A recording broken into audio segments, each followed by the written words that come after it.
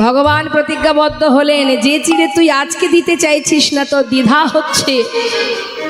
আগত কলিযুগে কলিহত জীব সে ধনী হোক আর দরিদ্রই হোক, যদি মাটির মালসাই করে ভিক্ষা করে আমাকে চিড়ে ভোগ না দেয়, আমি সেবা করব না। কলিযুগে মহাপ্রভুর ভোগ হয় কিসে মা? মাটির মালসাই। আচ্ছা বলুন দেখি, যিনি বিশ্ব ব্রহ্মাণ্ডের মালিক, তিনি তো এটা ঘোষণা করতে পারতেন যে আমাকে সোনার তালায় খেতে দাও। এটা একমাত্র ধনী যারা তারা পারবে।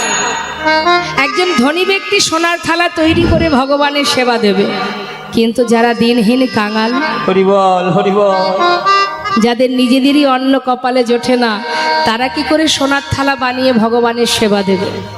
তাই ভগবান তাদের কথা ভেবে এটাই স্থির করলেন যে সে রাজা হোক, ধনী হোক, আর কাঙাল কাঙালিনী হোক। মাটির মালসার দাম কত মা?